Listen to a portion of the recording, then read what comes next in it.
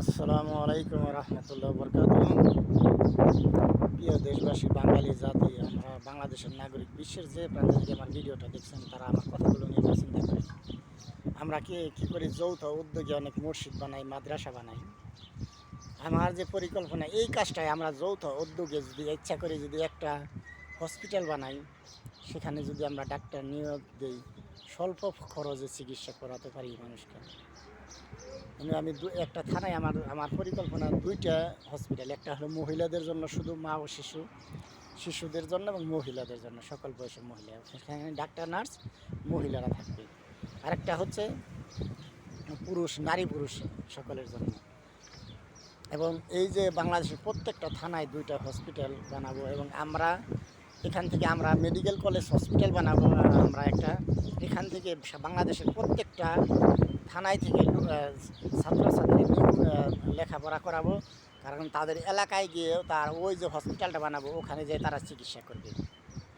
এখানে যারা টাকা লোভী, অর্থ লোভী, তাদেরকে আমরা গ্রহণ করবো না। কারণ আমাদের যারা দেশ ও দেশের মানুষকে ভালোবাসেন, স্বল্প খরচে চিকিৎসা করবে, তাদেরকে আমরা এখানে লেখাপড়া করাবো। আমরা কোরআনের হাফেজ বানাবো, কোরআন এবং সুন্নাহর জ্ঞান দিব, সেই সাথে ডাক্তার।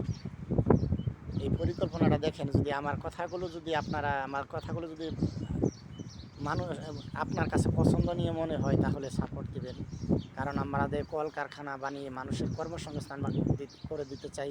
কোরআন এবং সুন্নাহর আলোকের সাথে সাথে আমরা বিভিন্ন কারিগরি শিক্ষা দিতে চাই। আমরা ডাক্তার, ইঞ্জিনিয়ার বানাতে চাই আমাদের এই শিক্ষা ব্যবস্থার মাধ্যমে, নিজস্ব উদ্যোগে। এই জন্য আমার কথাগুলো শেয়ার করবেন, যাতে মাননীয় প্রধানমন্ত্রী শেখ হাসিনার নিকট পৌঁছে।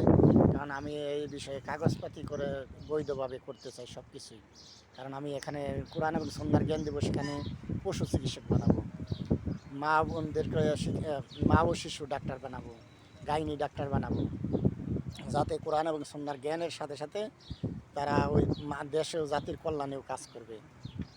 এই পরিকল্পনা এখানেই শেষ নয়। আমি শীর্ষ ইসলামের আলেম বানাবো, তাদেরকে আবার বিভিন্ন কলকারখানার কাজ দেব, এবং কলকারখানা যে তারা পরিচালনা করবে।